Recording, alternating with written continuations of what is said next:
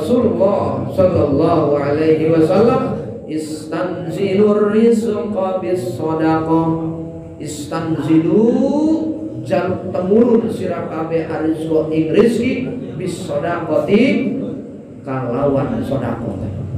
Artinya apa? Ayo datengin tuh rezeki. Rezeki kita itu supaya datang dengan apa? Bis shadaqati, yaitu dengan bersedekah. Ini kata Kanjeng Nabi hadisnya yang sore ini.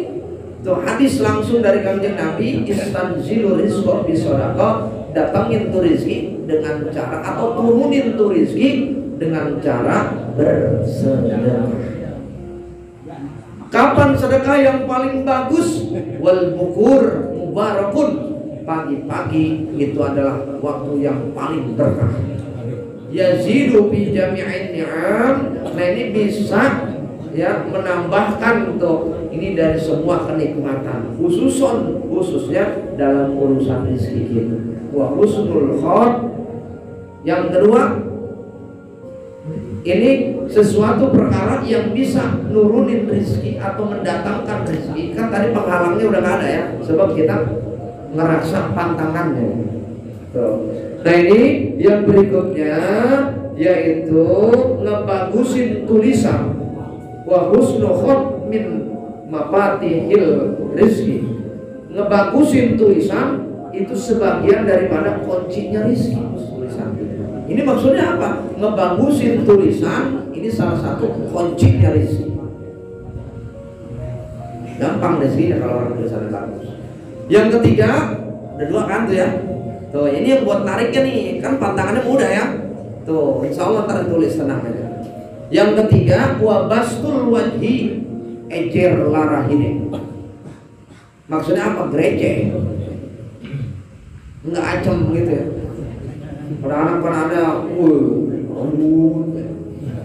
depan orang ada yang pengen ditanya, bahkan kadang-kadang ditanya dia melengos gitu ya. Atau kita mau nanya dia cemberut tanya itu bingung kita. Ya, ayo ejer larahine. Senyum, murah senyum. Ini mau kadang-kadang nanya duluan, ditanya aja baru tanya. Jauh dari sini. Akhirnya apa? Ada orang mau ngajakin bisnis ya. Masih anu dia kata, ya udah, jadi ajak apa? Orang asem begitu.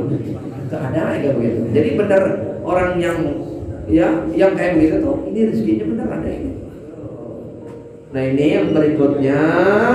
Yo yang ketiga ya, salah satu yang bisa memudahkan, ngegampangin rezeki, menurunkan rezeki itu ejer larah ini, murah senyum.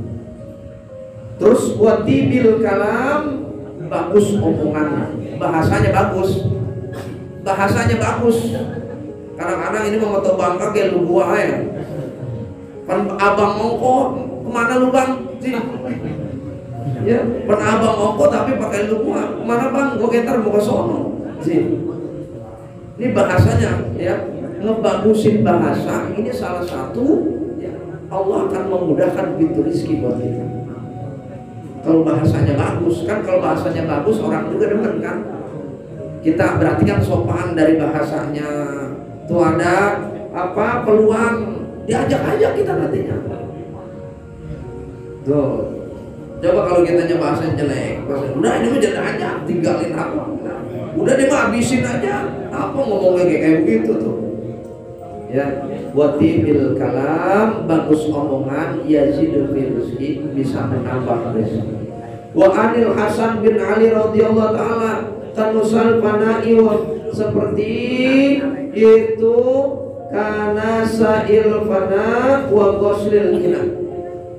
Kita rajin nyapuin kotoran. Ini nggak boleh aja tuh rumah ada kotoran sapuin. Itu ngegampangin rezeki. Berarti benar-benar ya pemalas itu bukan cuma pemalas kerja. Orang pemalas itu biasanya ada sapu nyengkleh dibiarin, ada yang balangnya berantakan biarin, pemalas. Coba kalau kita sapuin, ada yang balak sapuin, ada yang membelayah berantakan dirapihin. Ini nggak gampang rezeki. Ya. Terus wagoslil ina bi majlibatin, yaitu mencuci atau membersihkan perabotan, membersihkan perabotan, artinya bebenah. Ya, bebenah. Orang yang rajin bebenahnya, makanya nggak boleh ninggalin kotoran di waktu malam atau meninggalkan sampah di waktu malam di dalam rumah. Harus parkir itu aturan. Ya, makanya bebenah, bersih-bersih, cuci piring. Ini nggak gampang rezeki. Nah, pada cuci piring besok. Udah besok pada cuci piring. Nggak gampang rezeki. Ya, itu tuh ya, wa ghuslul ina majlibatul jina. Mencuci perabotan ya itu bisa menarik lil gina kekayaan. Wa aqwa asbabul jalibatil mahsulihi. Ini yang lebih kuat menjadikan sebab narik datangnya rezeki kepada kita. Yang pertama, iqamatus shalah bi ta'zimi wal khusyu. Itu diantaranya mendirikan sholat dengan mengagungkan dan kita khusyuk. Itu yang paling kuat ya. Yang paling kuat narik rezeki itu sholat khusyuk. Bisa nggak sholat khusyuk? Wa ta'dilul arkan, rukunnya disedangin, yang wajib-wajibnya, yang sunah-sunahnya terus disempurnain. Yang kedua, ini yang paling kuat, wassalatut duha. Ayo kita nih, waduh, ntar mau nurunin kayu nih, jam berapa ya? Wah, jam 9. Waduh, berarti gua sholat dulu. Ya, sholat duha dulu maksudnya. Jam 7, ntar berangkat jam berapa atau pulang. Pokoknya kita harus bisa memperkirakan sholat duhanya bisa jam berapa, jangan sampai kehabisan waktu. Biasakan sholat duha. Ayo kita kan udah ngaji nih, ya. Kita walaupun gak mau sholat duha, mau kerja sih, itu berarti patokannya gak kerja. Dan juga jangan patokan ke sholat duha juga. Tuh, ini salah satunya yang bisa memudahkan datangnya rezeki itu adalah sholat duha. Usolli sunnatat duha'i rok'ataini lillahi ta'ala. Dawamin biasain supaya jadi kewajiban. Coba dah kalau kita udah dawam, itu jadi sholat wajib bagi kita. Kayaknya kalau belum sholat duha, kita belum enakin kemana-mana, belum tenang kalau belum sholat duha. Biasain, ya. Ayo sholat duha biasain. Pengen rezekinya gampang, tapi sholat duha nggak doyan. Pengen rezekinya mudah, sholat duha nggak mau. Bagaimana? Orang ini diajarin kata Kanjeng Nabi, ayo sholat duha. Ini salah satu yang kuat narik rezeki. Dawam tapinya. Ada sholat duha lagi gak punya duit doang. Sholat duha mau gacor kayak ini 8 rakaat bahkan dilebihin dia mah. Supaya cepat datangnya lah. Bener pas begitu gampang punya duit enggak sholat duha. Kata bininya teh, "Pak, kemarin sholat duha ini enggak duit masih ada sholat duha." Waduh, sholat duha mau punya duit doang kan. Sholat duha biasain. Aduh, saya emang kerja ya. Tuh, emang ini nih yang kerja itu kalau masuknya jam 8, masuk jam 8 biasanya kan ya. Berangkat perjalanan jam berapa? Coba. Hah? Jam 7. Itu ada waktu setengah 7 udah masuk sholat duha. Ya. Setengah 7 udah ada. Jadi kan udah dandan nih, kita rapi, udah dandan, sholat duha, sarapan udah habis sholat langsung berangkat. Tuh, jadi setengah 7 udah ada. Setengah 7 waktu sholat duha udah masuk. Ya, tuh kalau memang udah berangkatnya dari jam 6 ngindarin macet, umpama sampai ke sono jam 8. Nah, sedangkan umpama kerjanya ada waktu istirahatnya atau bisa nyelapin waktu buat sholat sebelum waktu johor, udah selapin. Usahakan, maksudnya usahakan. Kita jangan cuma tawakalnya ke kerjaan. Kita cuma bertawakal ke kerjaan, bersandar kepada kerjaan, kena pengurangan aja. Atau pabriknya bangkrut aja, kebingungan. Coba kalau bersandarnya ke Allah, Allah nggak bakalan hancur, Allah nggak bakalan bangkrut, Allah nggak bakalan musnah. Kalau sudah bersandarnya ke Allah Subhanahu. Terus bidzalika ma'rufatun masyhur wa qira'atus suratil waqiah, dan membaca surah Al-Waqiah. Apalagi kalau pengen berangkat haji, tuh baca surat Waqiah, ya, baca surat haji itu kalau pengen berangkat nih. Nah, terus sama baca surat anak tuh baca-baca. Dia baca-baca itu ada berapa meter, kira-kira cukup enggak ini kalau mau bagi saudara ada 4. Ya. Itu sama itu. Ya. Surat Al-Waqiah di antaranya sering kita baca. Ini adalah surah yang memudahkan rezeki, katakan di Nabi apa? Man qara'a surat Al-Waqiah lam yaqtakir abada. Siapa orang yang membiasakan baca surah itu, dia nggak bakalan fakir selamanya, nggak bakalan susah hidupnya pokoknya. Tuh, satu ya surat Al-Waqiah, khususan bilail, yang bagusnya tuh bacanya malam. Dan yang berikutnya yaitu wa qira'atus suratul mulk, surah Al-Mulk, tabarakalladzi biyadihil mulku wa huwa ala kulli syai'in qadir. Itu baca di antara surah yang gampang di sini. Yang berikutnya Al-Muzammil, yaitu surah Al-Muzammil. Surah Al-Muzammil. Yang berikutnya wal laili idza yaghsha wan nahari idza tajalla, itu surat wal laili idza yaghsha. Dan yang terakhir, yang kelima, wa alam nasra, baca alam nasra. Itu biar hafal tuh 5 surah. Kalau hafal enak kita di mana-mana berabat ya. Nah, kayak Waqiah kalau udah hafal 2 menit, 2 menit setengah, 3 menit lah, ya 3 menit sama doa, 3 menit sama doa, cepat kalau udah biasa.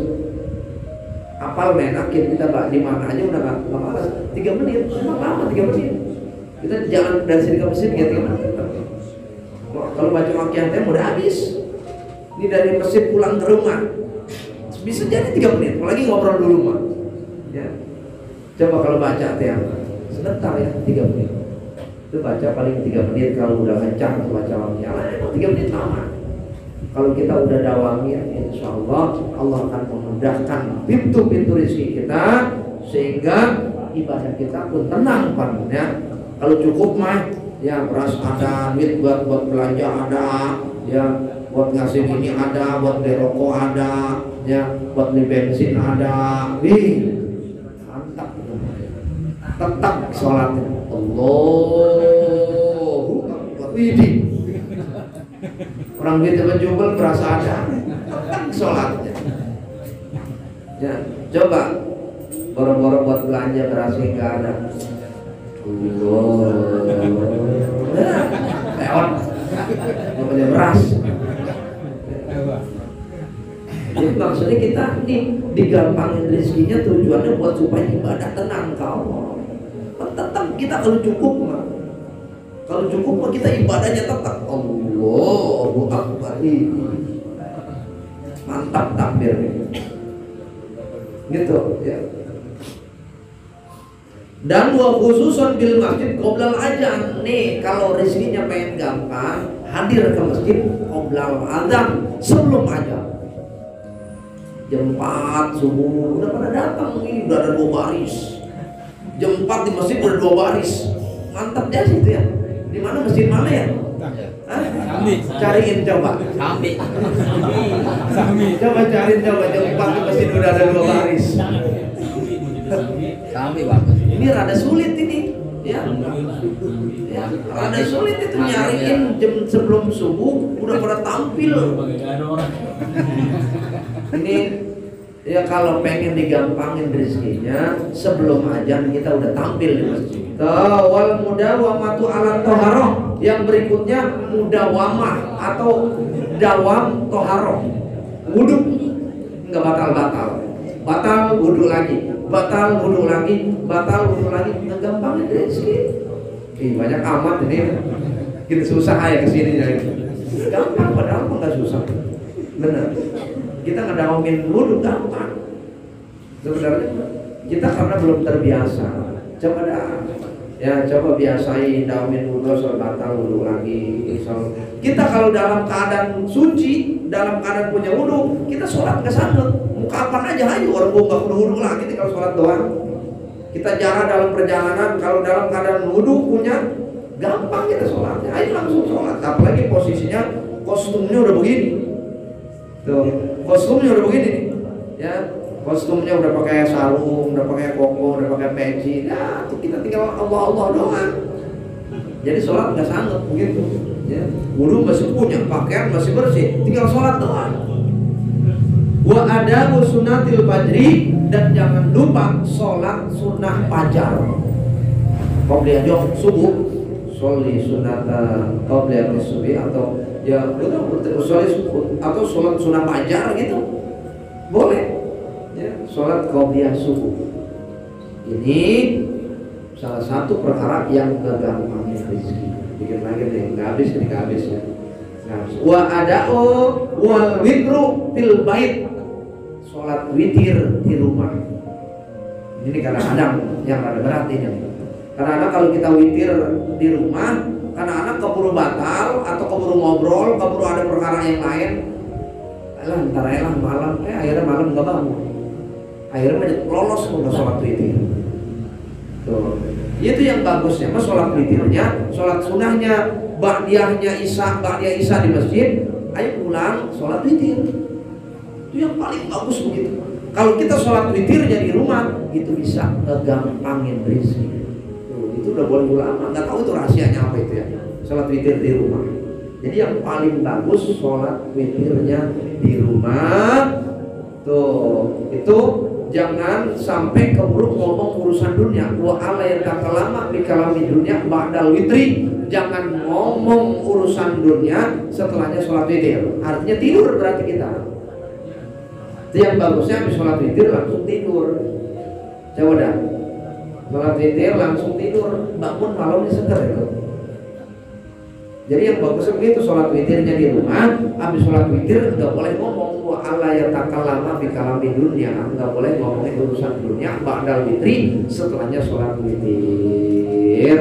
Yaitu masih ada bacaan-bacaan yang berikutnya, karena waktu kita harus komitmen. Tuh, tetap ya kita tunda nanti untuk pengajian yang berikutnya.